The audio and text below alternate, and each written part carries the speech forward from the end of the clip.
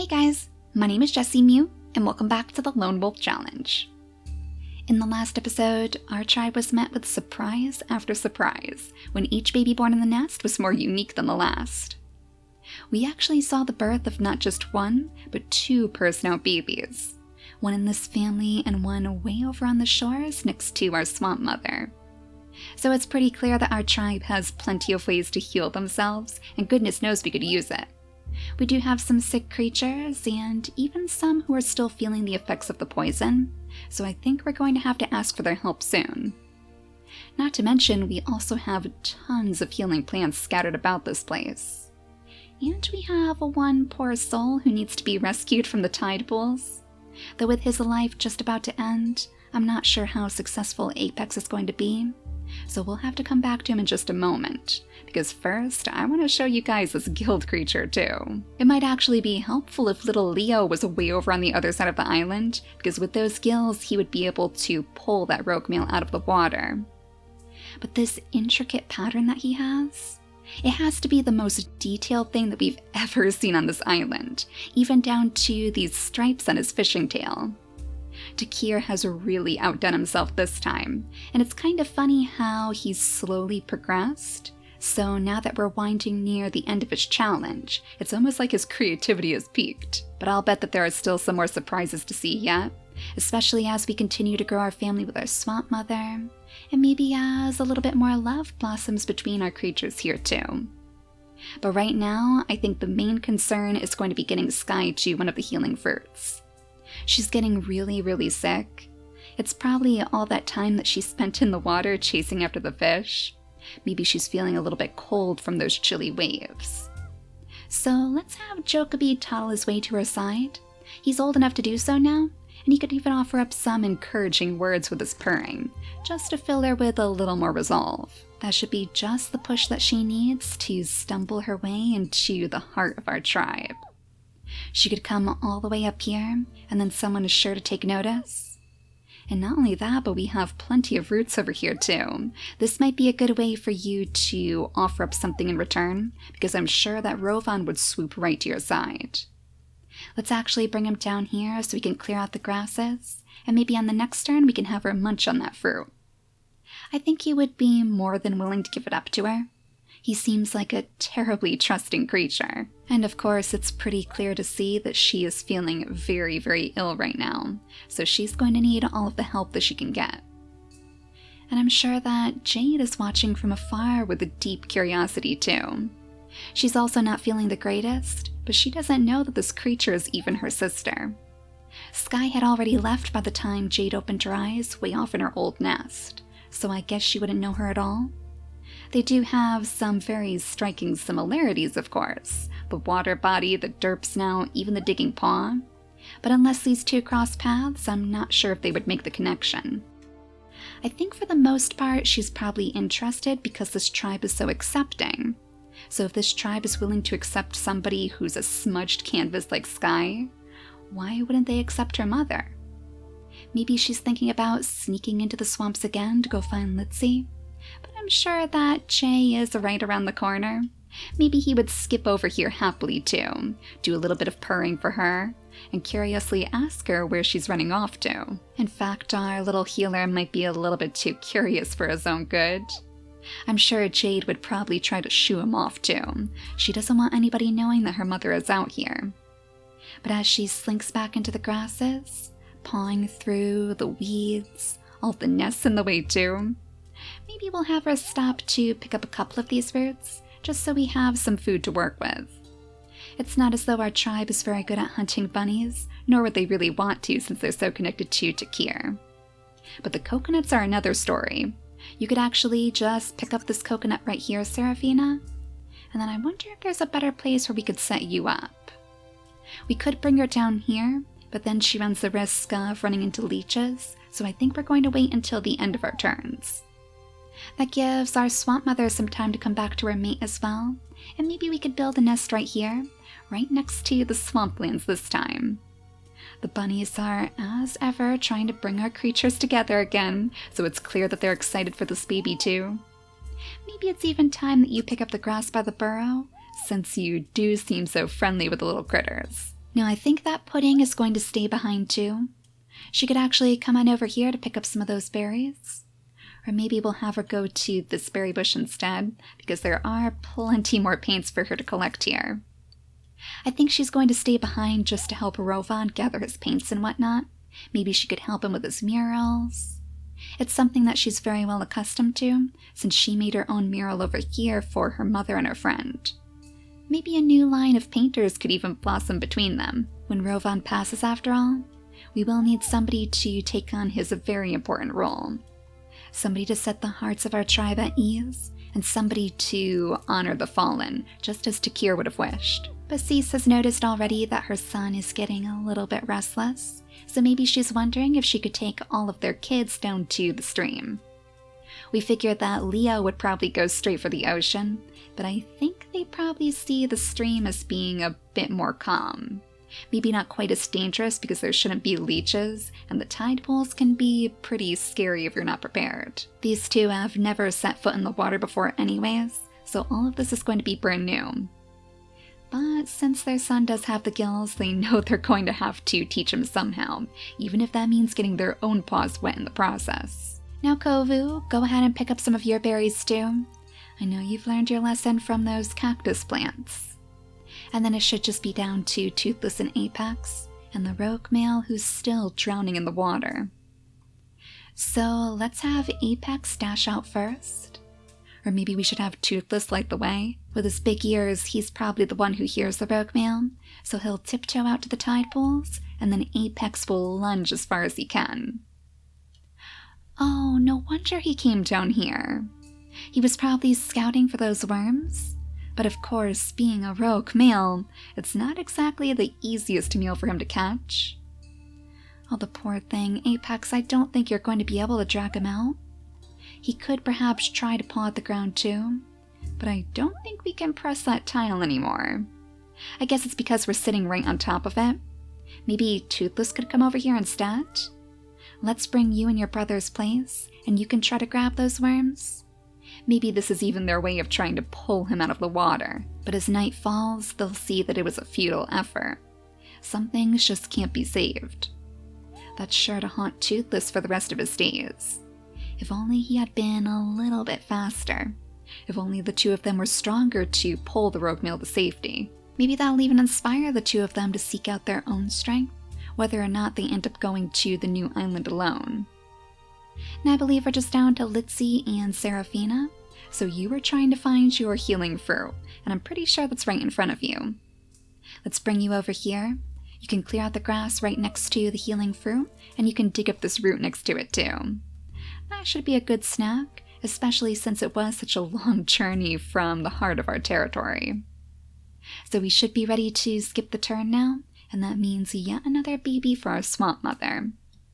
Of course, watched over by the bunnies as always. Hopefully that'll give them some extra luck. Oh, you look just like your sister. Even down to the no paw as well. Oh my gosh, the two of you are literally twins. I think the only difference is the new baby is a bit easier at seeing. And I guess the spots are a bit different too. This baby seems to have much larger spots on her, so Takir has changed up a little bit. But the main base is definitely the same, and I think the colors are even similar to their brothers as well. Very, very interesting. I guess it's because Takir can't make use of the toxic body, so he's feeling a little bit cramped when it comes to creativity here. But the next name on my list is Diana, so welcome to the tribe, little one. I'm sure you're going to enjoy picking up those coconuts with your sister. Oh, and I think I forgot to move you, didn't I? I was going to bring you down here to the tide pools. Well, now you're really setting yourself up for trouble, but you might as well come down here anyways. It'll be so much easier for you when your little sister can join in too. And let's make sure that no danger is spawned while we're at it. I hate to say it, but it's been a very, very long time since we saw any bear hyenas, so I am a bit curious if they're going to make their grand return before we leave. I guess we really did a good job chasing them out of our territory. Maybe they've even left this island for good. But that means they must be setting up some massive challenge for us in the future. It's never a good sign when an enemy is this quiet, so her challenge is probably going to be the toughest one that we face. Now with our swamp mother nearing her last day, I would like for her to have one more baby. Oh, we've kind of trapped the bunny in all these thorns. No wonder he was sticking around us. Well, I think he can still skitter right under our feet. Oh, and in fact, Jokobi, you better go ahead and grab up these paints for us so you can play with your sisters later. Oh no, it looks like we're out of nesting material. That's okay though. Jokobi has definitely outgrown his nest, so go ahead and pack that up for us, and then we should have enough nesting material to make a brand new one now. Now before we go any further, let's have Sky finally take her medicine. Just in time too, because I'm not sure that she would have lasted another day. We'll bring you over here. You can scoop up that healing fruit, and you are feeling so much better now.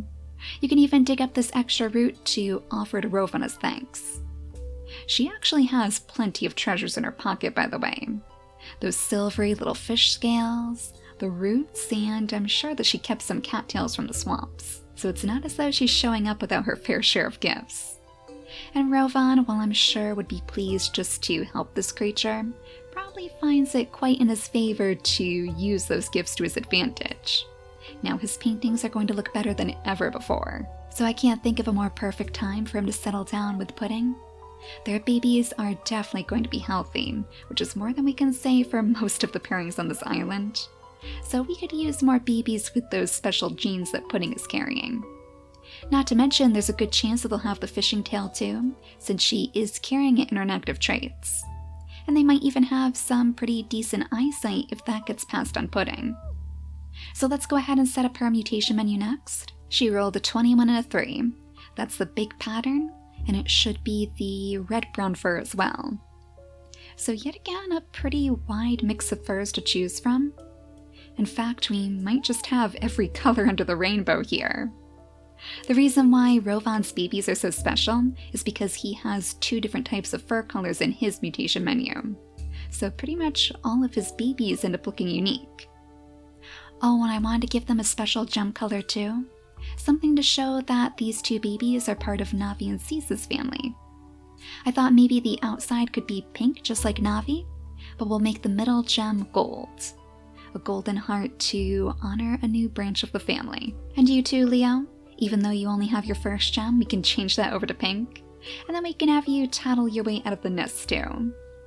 I guess we might as well bring him right up here next to the mural. He's probably very excited to follow after Cease. I'm sure she's luring him here with promises of swimming in the stream. Maybe we should have her check it first though, just to make sure it's okay. I'm sure she would want to inspect it properly. Gotta make sure there are no leeches out here waiting for them. He'll be safe anyways since he's right next to Rovan, and Pudding is just about to settle down in the nest. We'll have her scoop up the last of those berries.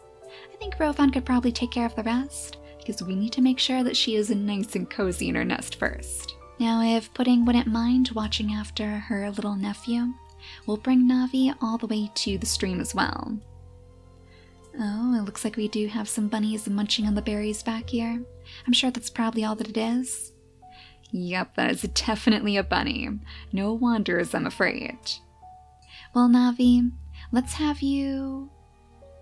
Well, I would have her go this way, but we don't really want her running straight into Jade either. That would kind of mess up her plans. So instead, let's have you slink into the grasses, following the trail of roots. Oh, it's not going to be hard at all for you to find your mother now, is it? All the way back to the stump already. I wonder if Litzy hears that noise in the distance.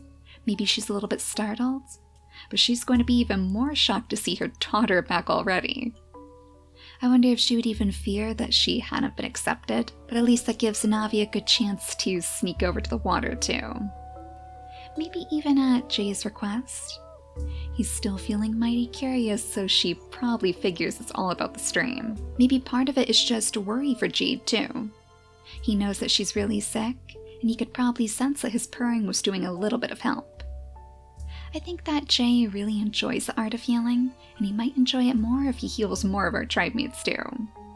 Kovu could use some purring, his own mother could use some purring. Why don't we have you use your next turn on Navi? That way all of that poison damage should finally melt away.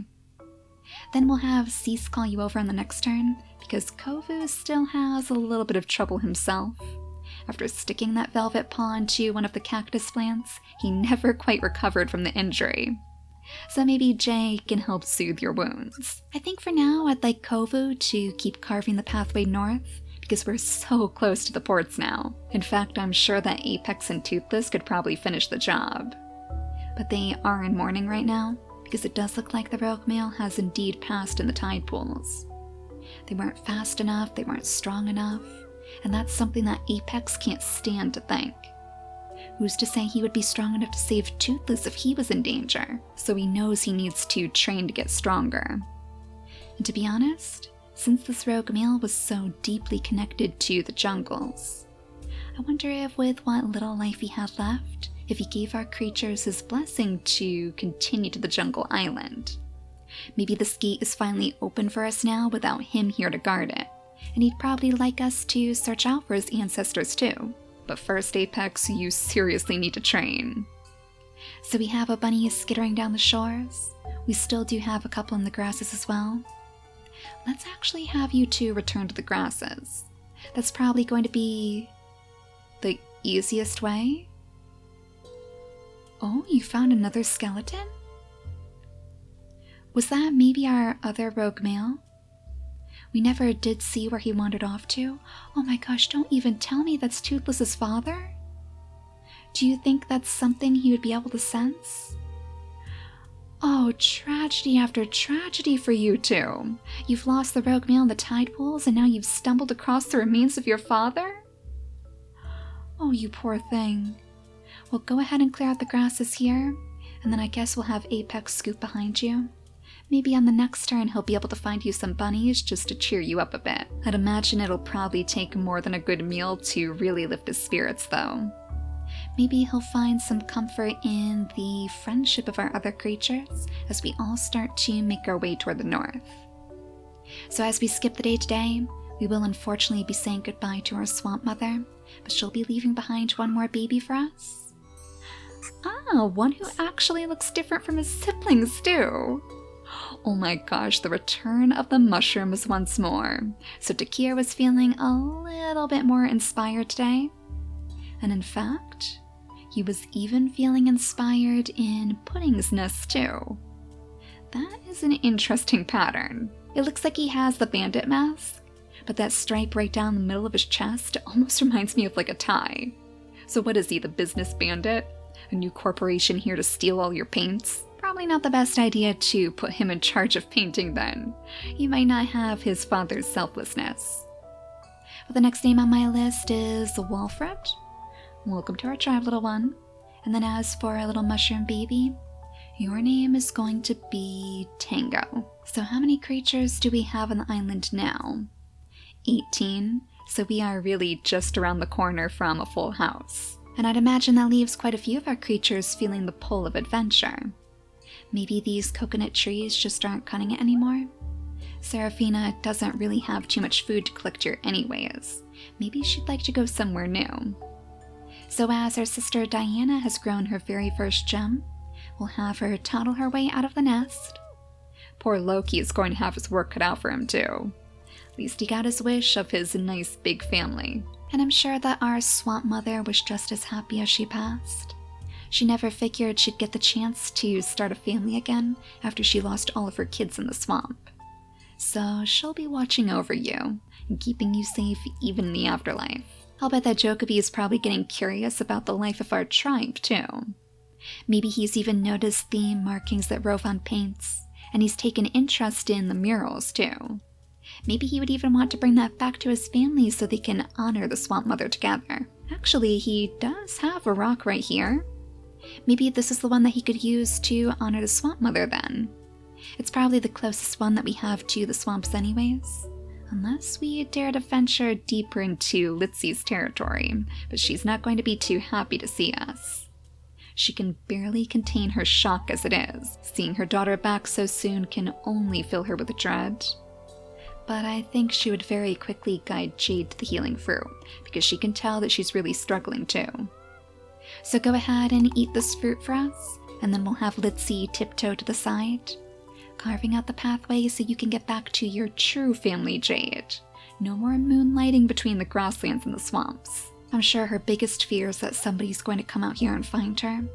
Or maybe even that somebody would recognize her, because she did spend a very little bit of time here with the mean part of the tribe too. But now that they're together like this, at least that gives Jade one last chance to convince her mother to come with her. Now Leo, with your second gem in tow, this might finally be your time to dip your toes into the water. Let's have him dash to Navi's side, and then I guess she can guide him to the water's edge. She's probably still feeling a little bit nervous, so I could definitely see her grabbing that fishing tail of his to pull him right back. You can't stop a mother from worrying. But Cease is right on the other side, and with her standing here, she'll be able to tell if things are going south. We'll have her grab those extra berries too for a little morsel. And Kovu, it looks like a bunny might be eyeing up your berry bush. I know you're very, very protective of this thing, so maybe it's time you come on back here to finish the job. We'll have Jay finally skitter to your side too, requesting to see your paw, of course. Nice and firm so you don't even have a choice. Given the chance, I'll bet that Kovu would probably resist. He is probably quite embarrassed of his injury. What kind of creature just goes around sticking his paws into the cactus plants? You'd have to be crazy to think that you could pick those berries without injury. At least he knows better now, though. And as for you, Sky, if you could find something else to bring back to the tribe, I'm sure they would be very grateful. She probably wants to find anything that she can to thank them for their help. I wonder if she would come down here to keep the berry bushes safe. She can't pick from the berry bushes after all. She doesn't have a single point in collecting. But I do see that there are some pesky bunnies skittering around, so maybe she would think that she is doing them a favor. She can't reach that bunny quite yet, but she's not going to give up. And I guess we should probably just leave Seraphina right here. We don't really want her risking any coconuts to the head, and our little sister will be ready to move tomorrow anyways. It looks like Apex and Toothless must have taken care of his father's remains. The poor thing. He's probably too sad to even tell Apex about the bunnies. So as Toothless clears out this area, making sure that the grave is nice and tidy, we'll have Apex charge out on his own. He could use the stump? That's a good way for you to see those bunnies for sure. But it's probably a good way for them to see you as well. It looks like that bunny is feeling awfully suspicious. It doesn't look like the rabbit came out for you either, Sky, so I guess you'll have to tuck yourself away in the grasses. And your rabbit definitely skittered away. Yeah, it looks like he's hiding in the grasses now too. It really is difficult for him to hunt without Toothless's help. So one last time, we'll go ahead and skip the day. And in the next episode, I guess Leo is going to be taking his first steps into the water. As long as there's still no danger around here, and I didn't hear anything spawn, so we should be okay. Nothing left for you to worry over, Navi. So it's time for you to let your son go free and splash around on the waves like he's always wanted to. It sure seems like Navi is the worrywart of these two parents, but maybe Cease can help ease their mind as they carve their path to the north. So for now, thank you all so much for watching, and I'll see you all next time. Bye guys!